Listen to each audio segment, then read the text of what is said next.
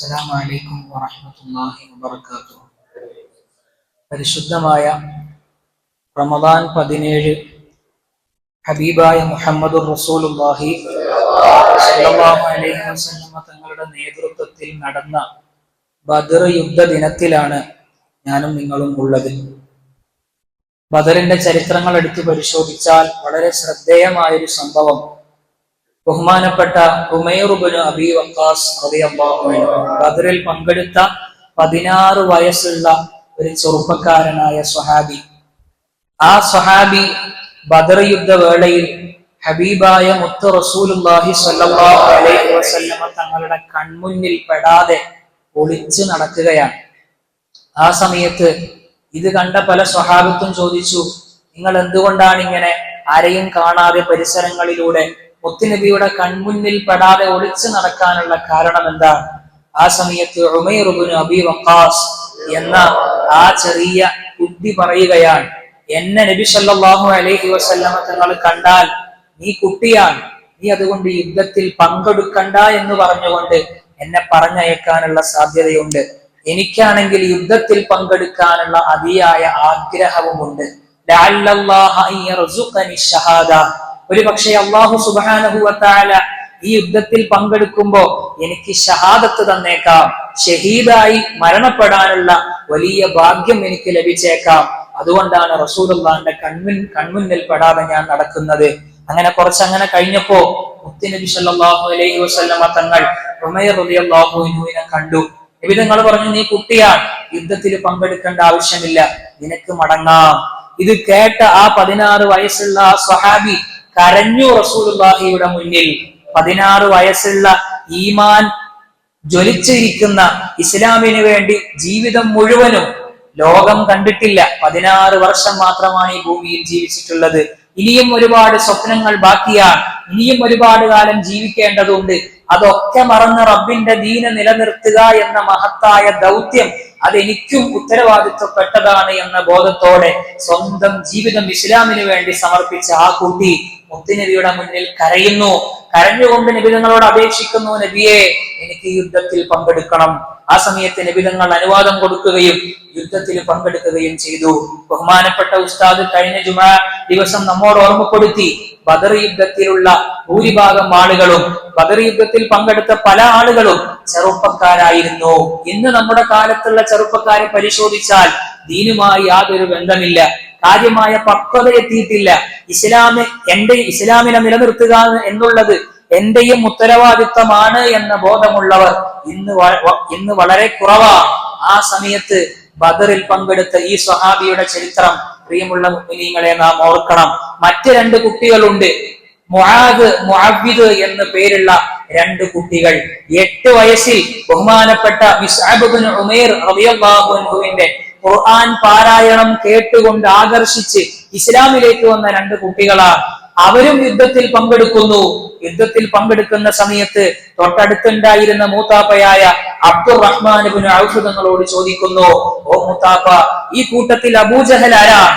ആ സമയത്ത് ഈ കുട്ടികളുടെ ചോദ്യം കേട്ട് അബ്ദുറഹ്മാൻ ഇബ്നു ഔഫ് തങ്ങൾ ചോദിച്ചു, എന്തിനാണ് നിങ്ങൾ അബൂജഹലിനെ തിരക്കുന്നത്? എന്റെ റസൂലുള്ളാഹിനെ ചീത്ത പറഞ്ഞവനാണ് അബൂജഹൽ, അവനെ എന്റെ വാളുകൊണ്ട് കൊല്ലണമെന്ന് ഞാൻ അതിയായി ആഗ്രഹിക്കുന്നു എന്ന് ആ 2 കുട്ടികൾ ആവശ്യപ്പെടുന്നു. അബ്ദുറഹ്മാൻ ഇബ്നു ഔഫ് തങ്ങൾക്ക് അത്ഭുതം, ഈ കുട്ടികളുടെ ഈമാൻ ജ്വലിച്ചത് കണ്ടിട്ട് വല്ലാത്ത അത്ഭുതം.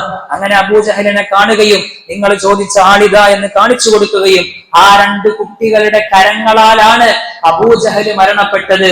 മുത്തുനബിയുടെ ഏറ്റവും വലിയ കൊടിയ ശത്രുവായ ആ മുശ്രിക്കീങ്ങളുടെ നേതാവായ അബൂജഹല് മരണപ്പെടുന്നത് ബദർ യുദ്ധത്തിൽ പങ്കെടുത്ത 2 ചെറിയ കുട്ടികളുടെ കരങ്ങളാലാണെന്ന് നാം മനസ്സിലാക്കണം. പിന്നീട് അങ്ങോട്ട് അവർ മുത്തുനബിയുടെ ചാരത്തേക്ക് ഓടി വന്നുകൊണ്ട് പറഞ്ഞു, നബിയെ, ഞങ്ങൾ അബൂജഹലിനെ കൊന്നു. അപ്പോൾ ആ 2 കുട്ടികളും പറഞ്ഞു. അപ്പൊ റസൂലുള്ളാഹി തങ്ങൾ ചോദിച്ചു, നിങ്ങൾ 2 പേരിൽ ആരാണ് ആ അബൂജഹലിനെ കൊന്നത്? രണ്ടാളുകളും പറഞ്ഞു ഞാനാണ് കൊന്നത്. ആ സമയത്ത് റസൂലുള്ള പറഞ്ഞു രണ്ടുപേരും അതിൽ ഉത്തരവാദിത്വമുണ്ട്, രണ്ടാളുകൾക്കും അതിന്റെ പ്രതിഫലമുണ്ടെന്ന് മുത്ത് റസൂലുള്ളാഹി സ്വല്ലല്ലാഹു അലൈഹി വസല്ലമ തങ്ങൾ പഠിപ്പിക്കുകയാണ്. പ്രിയമുള്ള മുഅ്മിനീങ്ങളെ, നമ്മുടെ മക്കളെ ഇതുപോലെയുള്ള ബദറിന്റെ ചരിത്രങ്ങൾ പഠിപ്പിച്ചു കൊടുക്കണം. ഇസ്ലാം അക്കാലഘട്ടത്തിൽ നിലനിൽക്കാൻ ആവശ്യമായത് വാളെടുക്കലായിരുന്നെങ്കിൽ പ്രതിസന്ധി ഘട്ടത്തിൽ ക്ഷമയുടെ അങ്ങേ അറ്റമെത്തിയതിനു ശേഷമാണ് അല്ലാഹു സുബ്ഹാനഹു വ തആല യുദ്ധത്തിന് അനുവാദം കൊടുത്തത്. അന്ന് ഇസ്ലാമിന്റെ നിലനിൽപ്പിന് യുദ്ധം ആവശ്യമായിരുന്നുവെങ്കിൽ ഇന്ന് ഇസ്ലാമിന്റെ നിലനിൽപ്പിന് ആവശ്യമായത് ചെയ്യേണ്ടത് അത് നമ്മുടെ ഉത്തരവാദിത്തമാണ്. അതിന് നമ്മുടെ മക്കളെ പ്രാപ്തരാക്കുക എന്നുള്ളത് നമ്മുടെ ഉത്തരവാദിത്തമാണ്. അതിന് ഇന്ന് ഇസ്ലാമിന്റെ നിലനിൽപ്പിന് ആവശ്യമായത് പരിശുദ്ധ ദീൻ കൃത്യമായി പഠിപ്പിച്ചു കൊടുക്കുക എന്നുള്ളതാണ്. ഇസ്ലാമിന്റെ നിലപാട് മക്കൾക്ക് അറിയിച്ചു കൊടുക്കണം, നാമും പഠിക്കണം, അത് നമ്മുടെ ജീവിതത്തിലേക്ക് പകർത്തണം. അല്ലാത്ത പക്ഷം ഒരല്പകാലങ്ങൾക്ക് ശേഷം ഈ കാണുന്ന ഇസ്ലാമിന്റെ പ്രൗഢി നമുക്ക് കാണാൻ കഴിയുകയില്ല. മഹാന്മാരായ സ്വഹാബികൾ, ബഹുമാനപ്പെട്ട ഇബ്നു മസ്ഊദ് തങ്ങൾ, സഅദ് ഇബ്നു അബീ വഖാസ് റളിയല്ലാഹു അൻഹു, സൈനുൽ ആബിദീൻ റളിയല്ലാഹു അൻഹു തുടങ്ങിയവരൊക്കെ പറഞ്ഞു വെച്ച ഒരു വാചകമുണ്ട്. കുന്നാ നുഅല്ലിമു ഔലാദനാ മഗാസിയൻ നബിയ്യി വസറായാഹു കമാ നുഅല്ലിമു സൂറത്തൻ മിനൽ ഖുർആൻ. ഞങ്ങൾ ഞങ്ങളുടെ മക്കളെ മുത്തുനബിതങ്ങൾ പങ്കെടുത്ത യുദ്ധ ചരിത്രങ്ങൾ പഠിപ്പിച്ചു കൊടുക്കുമായിരുന്നു. നിബിതങ്ങളുടെ യുദ്ധ ചരിത്രം പഠിപ്പിച്ചു കൊടുക്കുമായിരുന്നു. ഏതുപോലെ? കമാ നുഅല്ലിമുഹും സൂറത്തൻ മിനൽ ഖുർആൻ. ഖുർആനിലെ ഒരു സൂറത്ത് പഠിപ്പിച്ചു കൊടുക്കുന്നത് പോലെ ബദറിന്റെ ചരിത്രങ്ങൾ, ഉഹുദിന്റെ ചരിത്രങ്ങൾ, നിബിതങ്ങൾ പങ്കെടുത്ത യുദ്ധ ചരിത്രങ്ങൾ ഞങ്ങളുടെ മക്കൾക്ക് പഠിപ്പിച്ചു കൊടുക്കുമായിരുന്നു എന്ന് ഈ സ്വഹാബത്തൊക്കെ പറഞ്ഞു വെച്ചത് നാം നമ്മുടെ ജീവിതത്തിലേക്ക് ഏറ്റെടുക്കണം. നമ്മുടെ മക്കൾക്ക് ബദറിന്റെ ചരിത്രം പഠിപ്പിച്ചു കൊടുക്കണം. അതിനുവേണ്ടി നാം മുതിരണം. ചരിത്രം പഠിക്കുന്നത് കൊണ്ട് ധാരാളം ഗുണങ്ങളുണ്ട്. അതിലേറ്റവും പ്രധാനപ്പെട്ടതാണ് ഈമാൻ വർദ്ധിക്കും എന്നുള്ളത്.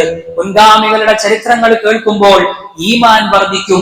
16ഉം 8ഉം 20ഉം വയസ്സുമുള്ള ചെറിയ കൗമാരക്കാരായ ആളുകൾ ഇന്ന് ലോകത്ത് കാണുന്ന ഇസ്ലാം നിലനിർത്താൻ ആവശ്യമായ മുൻകരുതലുകൾ ബദർ യുദ്ധത്തിൽ അന്നവരെടുത്തിരുന്നെങ്കിൽ, എടുത്തത് അതുപോലെ ഇന്ന് നാം നമ്മുടെ ജീവിതത്തിൽ ഏറ്റെടുക്കണം. നമ്മുടെ മക്കളെ പഠിപ്പിക്കണം.